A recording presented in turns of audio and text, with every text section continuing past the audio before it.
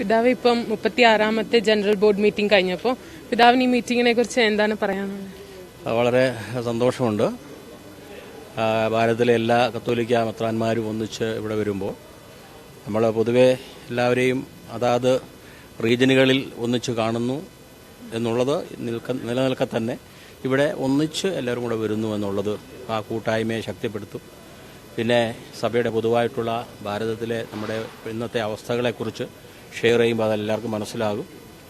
ആ രീതിയിൽ ഒത്തിരി നന്മയുടെ ഒരു ചൈതന്യം അതിൻ്റെ അകത്ത് ഉണ്ട് എന്നുള്ളതാണ് ഞാൻ മനസ്സിലാക്കിയിരിക്കുന്നത്. പിതാവ് ഇപ്പോൾ പിന്നെ അധികം സംസാരിക്കപ്പെടുന്ന ഒരു വിഷയമാണല്ലോ മണിപ്പൂർ ഇഷ്യൂ.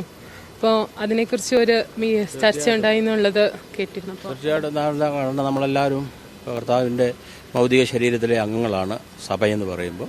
പിന്നെ ഭാരതത്തിലെ എല്ലാ വ്യക്തികളും ലോകത്തിലെ എല്ലാ വ്യക്തികളും നമ്മളെല്ലാവരും പരസ്പരം മാനവിക തലത്തിൽ ബന്ധപ്പെട്ടവരാണ്.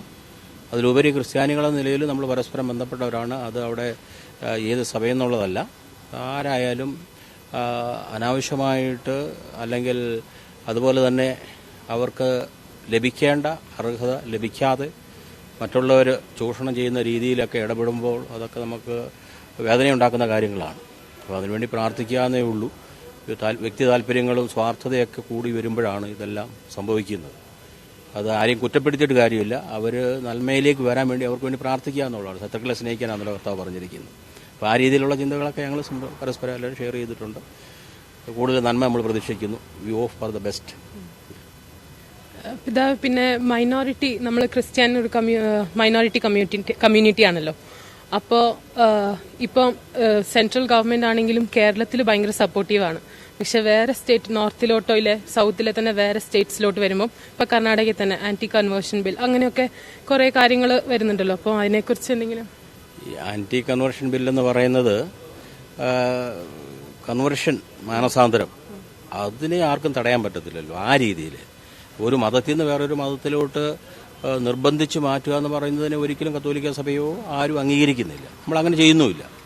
പിന്നെ സുവിശേഷം കേട്ട് ഒരു ഗുഡ് ന്യൂസായിട്ട്, സുവാർത്തയായിട്ട് അതിനെ ഏറ്റെടുക്കുന്ന ആൾക്കാർ ഒത്തിരിയുണ്ട്. അതിനാരും എതിർത്താലും അതിനെ തടയാൻ പറ്റത്തില്ല. ആ രീതിയിൽ എടുക്കുന്നതിന് എതിരെയാണോ ഈ നിയമം കൊണ്ടുവന്നിരിക്കുന്നത്, അതോ അവർക്കൊരു തെറ്റിദ്ധാരണയുണ്ട്. ഇപ്പോൾ എൻ്റെ ഒരു